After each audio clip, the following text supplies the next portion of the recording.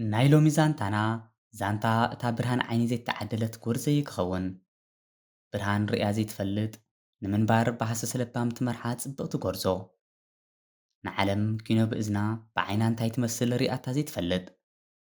ስእነት ዓይኒ ዝወለዶ ድማ ንህይወታ ትርጉም ኣልቦ ብምባል ትሰምያ ኣዝያ ትጸልኣ ነቲ ካብ ማህፀን ኣዲኣ ዘይተጋደፋ ጸለማት መመሊሳ ተማርሮ ግን ከኣ ሓቀያ ዘየማርሩን ኣይኮነን ዓይነ ብርክያ ይኽልአና እኳ ዝበሃል ልዕሊ እቲ ጸልማቱ ከዓ ኩሉ ግዜ ኣብ ሰባት ጽግዕተኛ ምዃንካ እዩ ዝኸብደካ እዚ ኩሉ ክኸውን ግን ልዕሊ ስድራ ቤታ ልዕሊ መሓዙታ ኣብ ጎና ዝኸውን ሓደ ፍጡር ነይሩ እዩ ንሱ ከዓ እቲ ካብ ልቢ ዘፍቅራ ኣፍቃሪኣ እዩ ኪንዮ ደጋዊ ጽባቐ ኣዒንቱ ናብ ውሽጢ ዝለኣኸ መንእሰይ ነቲ ዝገብረላ ዝነበረ ጥራሕ ዘይኮነ ኣብ ጎና ምህላውን ኣጆኺ ብምባል ሞራል ዘስንቓን ዝነበርና ኣፍቃሪኣ ኣድናቖታ በቂቓትሉ ይትፈልጥን እያ ሓንቲ ነገር ግን ነይራ ርጡብ መልሲ ዘይተረኽባ ንሳ ድማ ግዲ ክሓዊ ኣይክእልኒ ኢላ ወይ ድማ ዝተረኣያ ግዲ ነይሩ ኣነ ብርሃን ዓለም ምስ ረኸብኩ ዓለም እንታይ ትመስል መሰ ዝተማቐርኬ ዝምርዓወካ ትደጋግመሉ ግን ከኣ ዘይተሰማምዖም ቃል እኳ እንተነበረት ኪኖ ብዓቕሊ ምጽባይ ግን ኣማራጺ ነበሮን ነፍሲ ወከፍ ክፋል ግዜ እናመራረትን ንሱ ጠንቂ ከም ዝኾነ ዝተሰማዓ ብምርጋፍ እያ ትዝሕል ነይራ ንሱ ግን ንኹሉ ብትዕግስቲ እናሓለፈ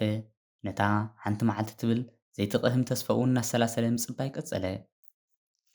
ጎርዞ ኣብ ናይ ክፍሊ መጥባሕቲ ኣብ ዓራት ተጋዲማ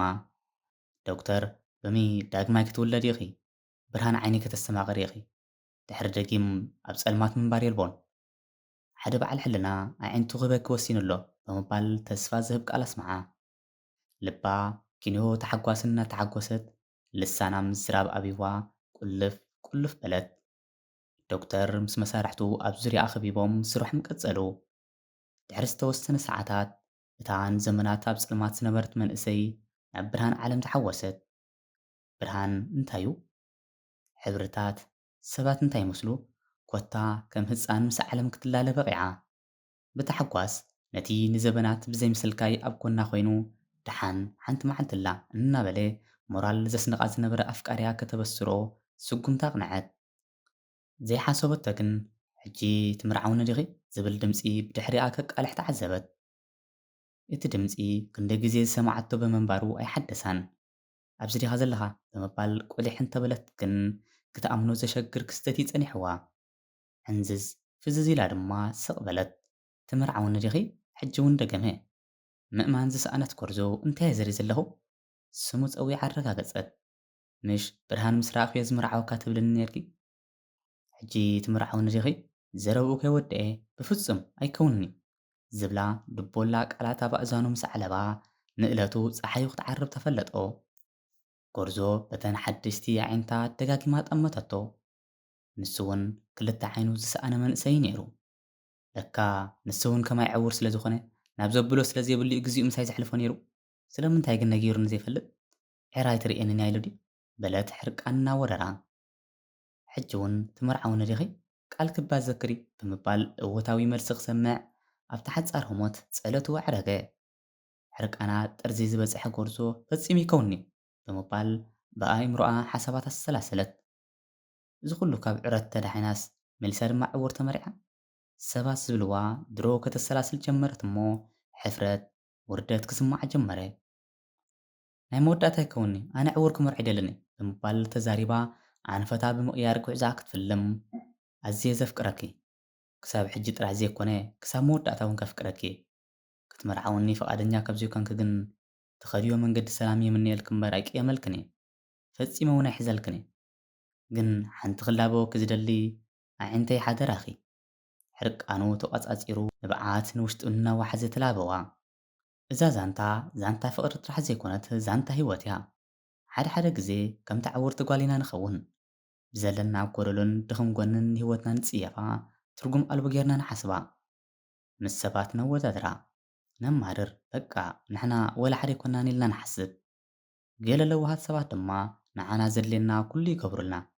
ብገንዘብ ብሞራል ብንዋት ብሓሳባት ወይ እውን እቲ ክቡር ግዚኦም መሳና ይሕልፍዎ እዚ ኩሉ ከዓ ንሕና ንኽንከውን እዩ ንሕና ካብቲ ተሸኺልናሉ ዘለና ዓዘቕቲ ንምውፃእ እዩ ነዚ ኩሉ ዝገበሩልና ግን ዘይነስተውዕሎ ከዓ ክንህሉ ንኽእል ኢና ወይ እውን ድሕሪ ግዜ ይርዳእና ዝሓለፈ ምስ ሓለፈ ዝኸይድ ምስ ከደ ክምለስ ኣብ ዘይክእል ደረጃ ምስ በፅሐ ይርዳእና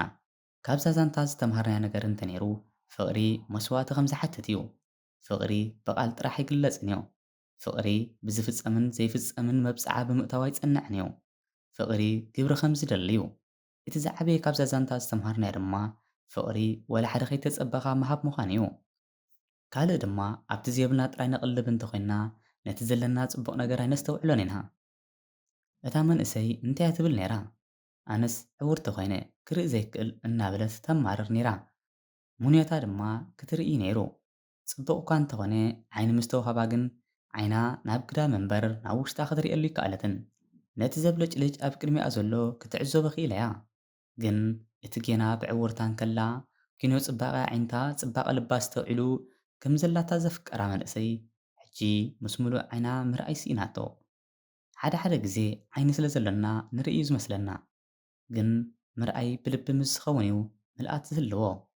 እታ ጓል ንዓለም ክትሪኣ በቂዓ ንፍቕሪ ግን ክትሪኦ ኣይከኣለትን እሞ ክቡራት ተኸታተልቲ እዛ ዛንታ ብሓቂ መሲጣትኩም ክትከውን ተስፋ ይከብር እንታይ ከም ዝተረዳእኩም ከዓ ኣብ ቦታ ኮመንት ክደፍሉና ኢኹም ሰላም ወሰናይ ኣኣብዝለናዮ ቻው